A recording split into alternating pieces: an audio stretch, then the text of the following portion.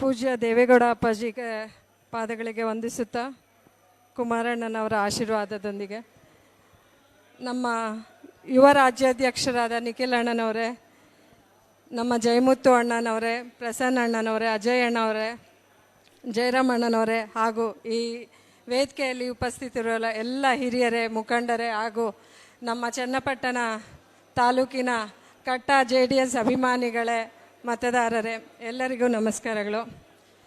ಈಗ ಪ್ರಸನ್ನ ಅಣ್ಣನವರು ನಮ್ಮ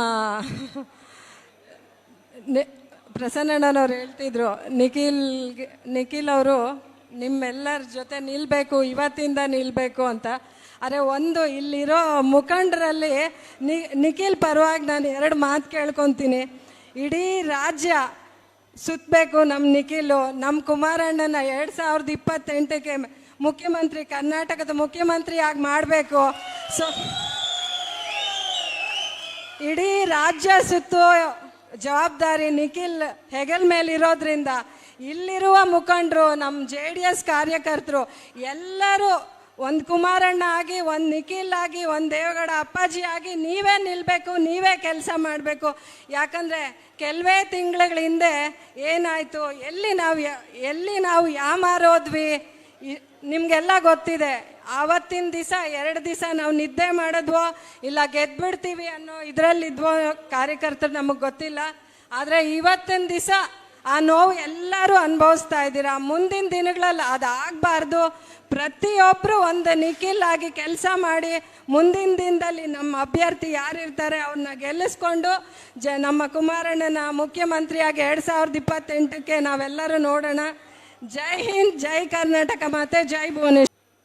ಪೂಜ್ಯ ದೇವೇಗೌಡ ಅಪ್ಪಾಜಿಗೆ ಪಾದಗಳಿಗೆ ವಂದಿಸುತ್ತಾ ಕುಮಾರಣ್ಣನವರ ಆಶೀರ್ವಾದದೊಂದಿಗೆ ನಮ್ಮ ಯುವ ರಾಜ್ಯಾಧ್ಯಕ್ಷರಾದ ನಿಖಿಲ್ ಅಣ್ಣನವರೇ, ನಮ್ಮ ಜಯಮುತ್ತು ಅಣ್ಣನವರೇ, ಪ್ರಸನ್ನ ಅಣ್ಣನವರೇ, ಅಜಯ್ ಅಣ್ಣವರೇ, ಜಯರಾಮ್ ಅಣ್ಣನವರೇ ಹಾಗೂ ಈ ವೇದಿಕೆಯಲ್ಲಿ ಉಪಸ್ಥಿತಿರುವ ಎಲ್ಲ ಹಿರಿಯರೇ, ಮುಖಂಡರೇ ಹಾಗೂ ನಮ್ಮ ಚನ್ನಪಟ್ಟಣ ತಾಲೂಕಿನ ಕಟ್ಟ JDS ಅಭಿಮಾನಿಗಳೇ, ಮತದಾರರೇ, ಎಲ್ಲರಿಗೂ ನಮಸ್ಕಾರಗಳು.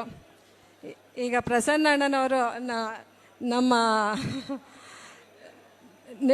ಪ್ರಸನ್ನ ಅಣ್ಣನವ್ರು ಹೇಳ್ತಿದ್ರು, ನಿಖಿಲ್ ಅವರು ನಿಮ್ಮೆಲ್ಲರ ಜೊತೆ ನಿಲ್ಲಬೇಕು, ಇವತ್ತಿಂದ ನಿಲ್ಲಬೇಕು ಅಂತ. ಅರೆ, ಒಂದು ಇಲ್ಲಿರೋ ಮುಖಂಡರಲ್ಲಿ ನಿಖಿಲ್ ಪರವಾಗಿ ನಾನು 2 ಮಾತು ಕೇಳ್ಕೊತೀನಿ.